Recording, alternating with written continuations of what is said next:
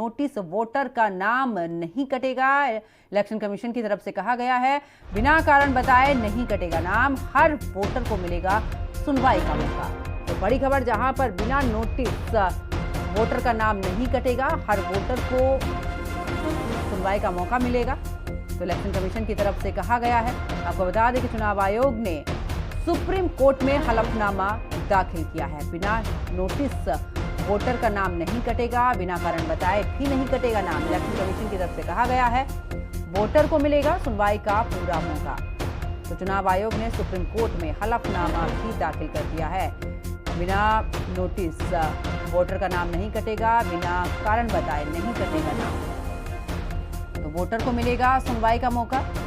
चुनाव आयोग की तरफ से कहा गया है। चुनाव आयोग ने सुप्रीम कोर्ट में हलफनामा भी दाखिल किया है। ज्यादा जानकारी के लिए हमारे सहयोगी नवीन निशांत हमारे साथ में फोनों पर जुड़ चुके हैं। नवीन, अगर बात करें तो देखिए, लगातार वोटर लिस्ट को लेकर हंगामा हमने देखा है, बिहार से लेकर दिल्ली तक का सियासत गरमाई हुई है। लेकिन ऐसे में इलेक्शन कमीशन ने अब हलफनामा दाखिल कर दिया सुप्रीम कोर्ट में और कहा है जब तक पूरे तरीके से वैलिड रीजन आप नहीं बताएंगे तब तक किसी भी तरीके का परिवर्तन नहीं, कोई नाम नहीं कटेगा। देखिए, ये पूरा मामला तब सुर्खियों में आया था जब चुनाव आयोग ने बिहार से 65 लाख मतदाताओं के नाम हटा दिए थे और इसे लेकर सुप्रीम कोर्ट में भी अपनी चिंता जताई थी और सुप्रीम कोर्ट ने चुनाव आयोग से एक हलफनामा दाखिल करने को कहा था। इसके बाद चुनाव आयोग ने सुप्रीम कोर्ट में हलफनामा दाखिल किया है और ये वादा किया है कि जो भी पात्र यानी जो वैलिड वोटर हैं उनके नाम वोटर लिस्ट से नहीं हटाए जाएंगे। इसके साथ ही साथ जिन लोगों के भी नाम हटाए जा रहे हैं उन सभी को इसकी पहले ही जानकारी दी जा चुकी है और इलेक्शन कमीशन ने ये भी बताया है कि जो पूरी प्रक्रिया है वो राजनीतिक दलों को भरोसे में लेके की जा रही है। जो भी BLO या फिर जो ERO होते हैं जो ड्यूटी में लगाए गए हैं वो समय समय पे इसकी जानकारी पॉलिटिकल पार्टियों को भी दे रहे हैं।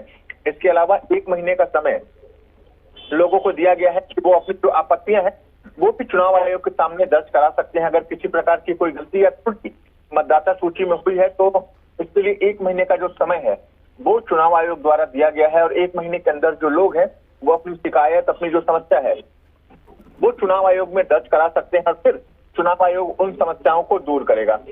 चुनाव आयोग ने भी ये साफ किया है कि जो भी वैलिड वोटर है बिहार के उनके नाम वोटर लिस्ट से नहीं कटेंगे। अगर कोई गलती हुई है तो उसे सुधारने के लिए जो 1 महीने का समय है वो चुनाव आयोग ने दिया है, क्योंकि अब इस पूरे मामले की जो सुनवाई है वो 12 अगस्त को सुप्रीम कोर्ट में होनी है। और जब पिछली सुनवाई हुई थी तो सुप्रीम कोर्ट ने इस बात पर नाराजगी जताई थी कि 65 लाख वोटर के नाम सूची से काटे गए हैं, आखिर उसकी आधार क्या है। तो उसके आधार का भी जवाब जो इलेक्शन कमीशन है उन्होंने सुप्रीम कोर्ट में दिया है और बताया है कि उसमें से कई जो लोग हैं वो मृत हो चुके हैं, उनके नाम मतदाता सूची में थे। कई लोग ऐसे हैं जिन्होंने अपनी जो विधानसभा है वो बदल ली है। कई लोग ऐसे हैं जो बिहार छोड़कर दूसरे जगहों पर बस चुके हैं।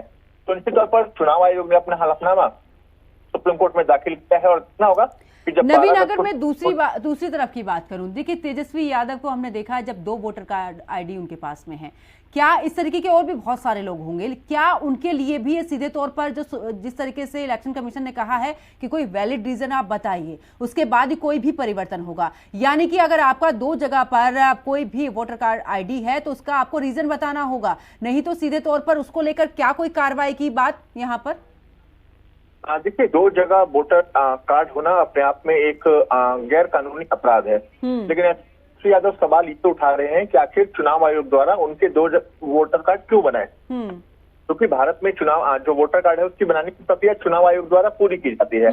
तो तेजस्वी यादव ये सवाल उठा रहे हैं कि आखिर चुनाव आयोग से गलती हुई, इसलिए जो उनके वोटर ID कार्ड है वो 2 जगह पर बनाए गए। अभी तक हालांकि किसी भी बिहार के राजनीतिक दल द्वारा। चलिए, बहुत बहुत शुक्रिया नवीन निशांत हमारे साथ जुड़ने के लिए, तमाम जानकारी साझा करने के लिए।